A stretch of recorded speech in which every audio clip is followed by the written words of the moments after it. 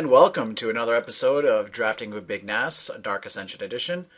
Q's about to fire here, so let's see what we open. Havengolich, that's a good one. Just taking a look at the rest of the pack to see if anything even comes close. Farbog Boneflinger is a good one, but Havengolich is it's a very good build around me card, and it doesn't really take a whole lot of work to make it good. So, and it's far and away the most powerful card in this pack. I kind of want to force blue-black now, but if it dries up very early on, then we'll have to abandon it. But for now, it's pretty easily the pick here, so let's go ahead and grab it. All right, so our options here are Death's Caress, Stromkirk Captain, and Wake Dancer is a very distant third here. But I'm a big fan of Death's Caress. Kills anything, which is kind of what you want. And I don't really want to go into a third color for Stromkirk Captain. If had I not first picked that Havengolich, I might consider picking up the Captain, and because Black-Red is actually one of my favorite archetypes to draft. But for now, I think Death's Caress is going to be the pick here.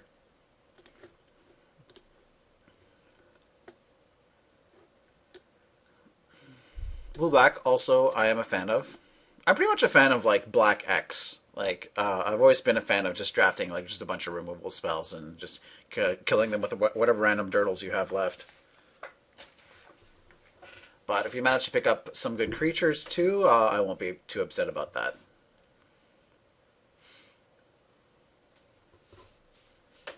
Okay. Elbrus the Binding Blade. That is just way too slow. 7 mana is a lot. So I definitely don't think that's the pick. I think the pick here is between Vengeful Vampire and Death's Caress. Vengeful Vampire is pretty good, but I just really like having just unconditional removal spells. So I think Death's Caress is going to be a little bit better, but I would take a first Vengeful Vampire over a third Death's Caress. I think that's correct to say. But for now, I will pick up that Death's Caress. Okay. So we have Reap the Seagraph, which works well in our colors. And we also have Wolf Hunter's Quiver, which is actually pretty underrated. I do like the Quiver a lot, and Reap the Seagraph really doesn't have any synergy with our Havengolich. But it's just kind of a solid filler card, whereas Wolf Hunter's Quiver is just really, really good.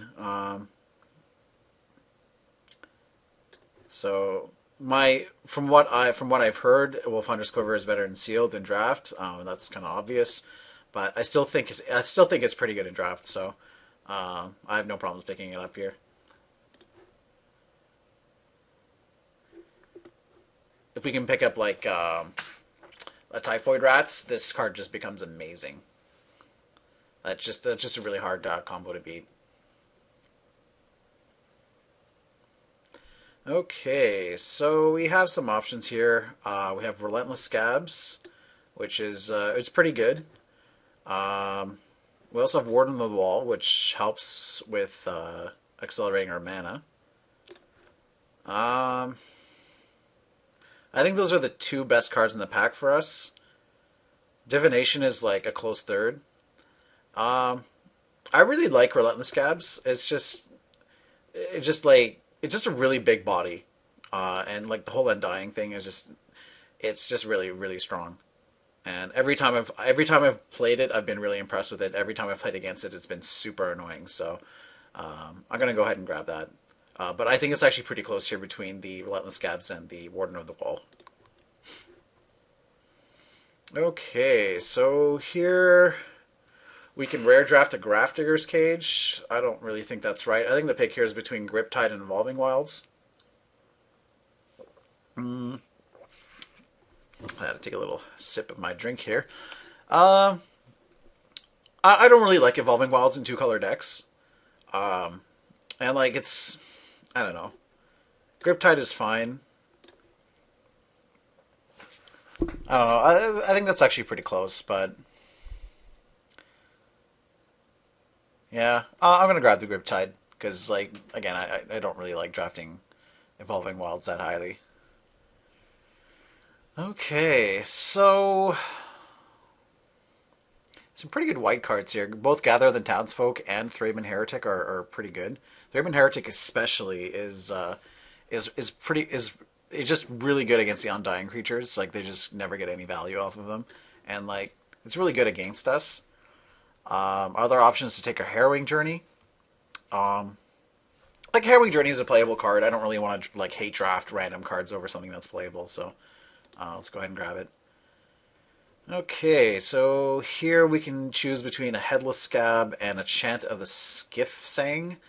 Um, I think having more creatures is will be beneficial to us just because like we already have like double Death's Caress, we have Grip Tide, and well most likely we'll pick up some more removal spells in the next couple packs. And this is kind of what you want in this deck. It just has a giant butt and blocks everything, pretty much everything on the ground. So I'm sure we can draft a deck that will be able to take advantage of it quite well. So it looks like white is quite open.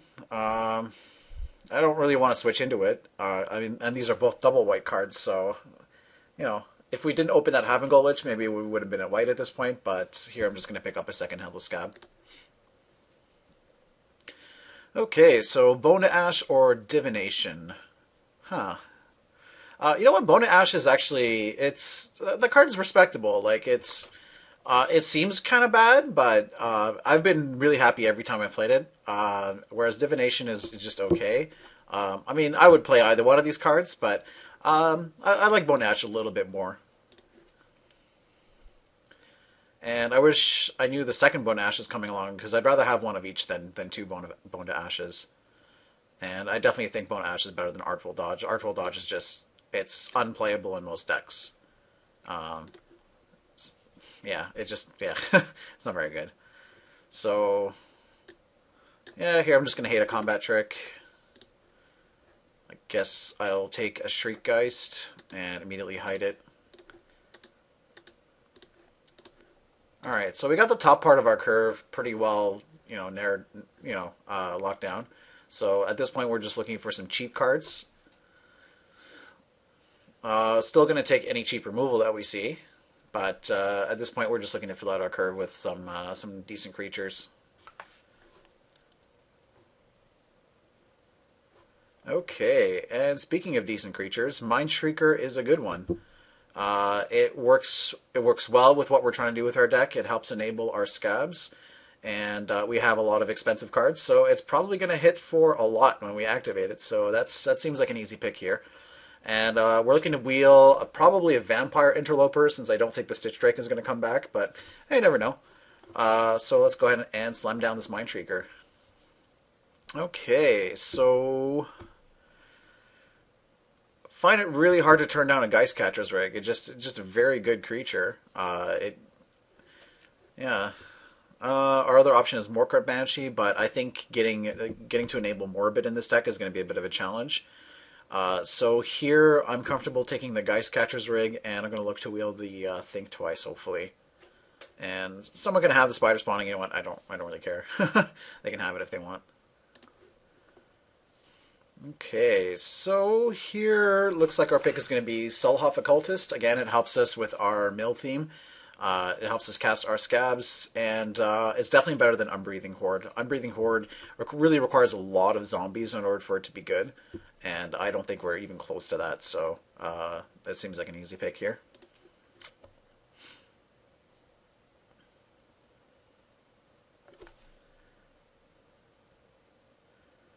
At this point, I'm really hoping that like blue's like super open so that we get some like late like Murder of Crows or Grasp of Phantoms or something like that, because that's really what we're looking for here. Okay, all right, we have some good options here. Like we have three really good cards we can choose from.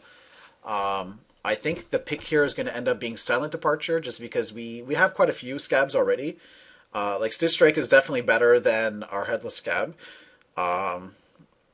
But Silent Departure is just very, very strong. So hopefully we get to wheel one of these blue cards. To be honest, We'll probably just get a Stitcher's Apprentice, but you never know. But at this point, I think Silent Departure is going to be the best choice for our deck. Plus, it's foil, so hey. Alright, so we do have a fair amount of zombies, so Ghoul Razor is going to get us some value. Is Haven't Lich a zombie? It is. So if they manage to kill our Haven't Lich and it's the only zombie in our graveyard, then hey, Ghoul Razor is going to get it back. Alright, so I'm happy to pick that up. Okay, so we could take Armored Scab, which helps us with our theme a little bit. Our other option is to take Delver. Let's just do a quick count of our instants and sorceries. We have 1, 2, 3, 4, 5, 6, 7 already. So I think Delver is going to be a little bit better in this deck just because we're probably going to play most, if not all, of these. So I think that's actually pretty close. Like, yeah, it's hard to say. But when Delver's good, he's really good. So I don't know. I'm gonna take the Delver here, but I think that pick is actually pretty close. So here we get to have an Armored Scab anyway. I think it's gonna be a little bit better for this deck than Lantern Spirit. Lantern Spirit is good and all, but like Armored Scab I think is gonna do more for our deck. So let's go ahead and grab that. Okay, so we got some good options here pretty late. So we can choose between Deranged Assistant and Moon Heron. Both are very solid cards, but I think Deranged Assistant is going to be the pick here, just because, like, again, we do have a lot of late drops, and it helps accelerate us into that, and it also helps with the whole self-mill theme, whereas Moon Heron is just like a vanilla 3/2 flyer.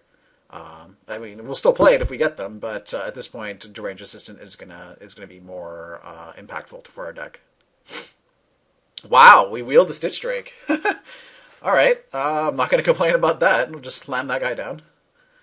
Okay, so we can take Runechanter's Pike or Fortress Crab.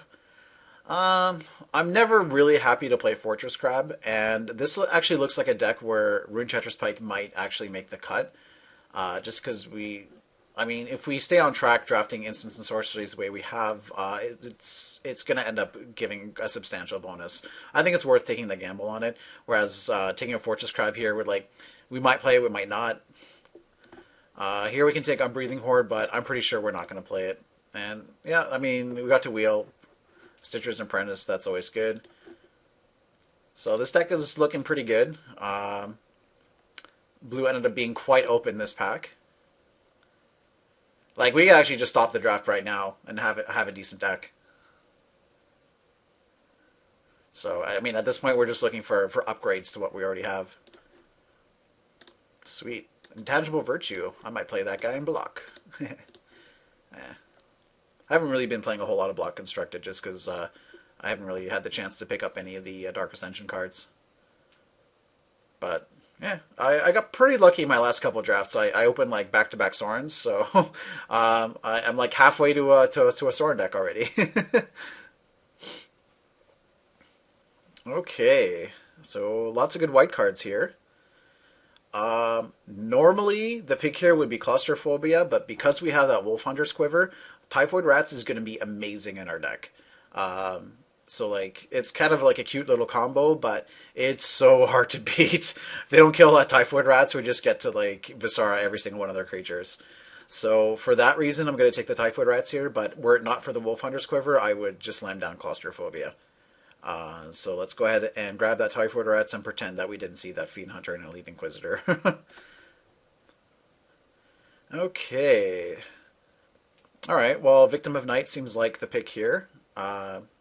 You know, it's no one ever lost a draft by having too much removal. Well, I don't think that's actually true, but could always use more removal. What we want to wheel here is either Forbidden Alchemy or Think Twice. Just given by how open blue was last pack, that's certainly a possibility. But if we don't wheel either one of those two cards, like even getting a Screeching Bat would make our deck. But here, let's just slam down the Victim of Night. Okay, so this pack is a miss. So Is there anything worth like hate drafting? Not really. Like, I think I'm just gonna rare draft. Like, I don't. I think this is worth like 5 cents, but 5 cents is more than zero. So, okay. Wow, that's a late Bonds of Faith and Midnight Haunting, but I'm pretty sure I'm just gonna take Walking Corpse here. Okay. Alright, so we can take a second self-off occultist or a first makeshift mauler. Uh, yeah, you know what? I think I'm going to take self-off occultist just because we have enough, like, scab creatures. So, like, I don't want to overload on them. And it's also, like, another enabler for us, so let's go ahead and grab it. Okay, the gifts just keep on coming, so I guess we'll take a Screeching Bat.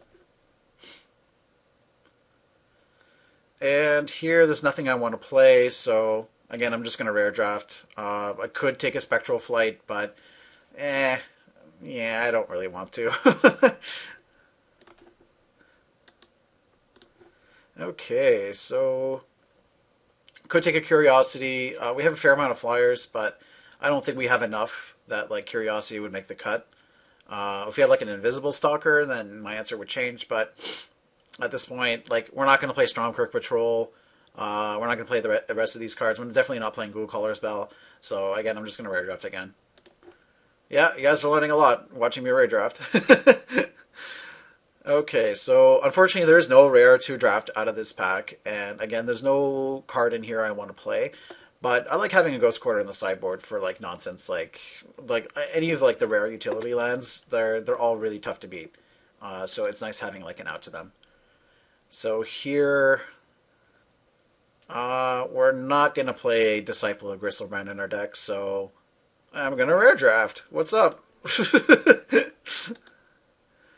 Okay, so here we can take a second Ghost Quarter. I can't really imagine siding in two Ghost Quarters, but I don't know. If they have like two of them, then sure. I don't know.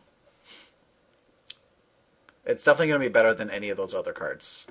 So we're definitely not playing Ghoul Caller's Chance, and at this point I can just hate Liquid Unruly Mob. Because that card is kind of annoying to play against sometimes. Not going to play Manor Skeleton. I'm just going to hate the Fear of the Bitten. That's another annoying card that you don't never want to lose to. And Curse of Oblivion. Yeah, there are some situations where you might want to side it in. So I'm pretty happy with this deck. You know, we got a lot of creatures. We're definitely going to have to make quite a few cuts here.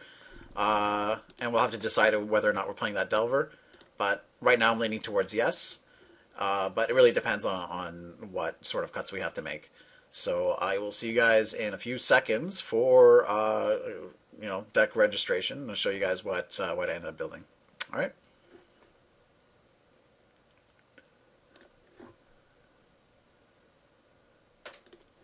Alright, so this is what we're going to be submitting. We had to make a couple cuts. I ended up cutting an Armored Scab and a Ghoul Razor just because we really couldn't fit them in. I felt like we had enough kind of self-mill with the double Self-Off Occultists and the Mind Shrieker that we really didn't want to overload on them. And Ghoul Razor, just because like we don't have that many zombies, and I kind of want to just like lay off the double black cards as much as possible. So like our only double black cards are Victim of Night, Death's Caress, and Root Shatter Pike. You know, it's okay. It just like I don't think this deck is aggressive enough to really make it good. And you know, I had to cut something, and honestly, like the Pike just seems kind of cute. So yeah, this looks good. We got 10 islands, 7 swamps, just because like we have a lot more blue cards than black, and we also want double blue early for our Stitch Drake and our Bone to Ash. So we're also going to play the Delver Secrets since we do have 8 instants and sorceries, so that's fairly decent chance of it flipping. All right, so I'm going to submit this, and we'll see you guys in round 1. Peace.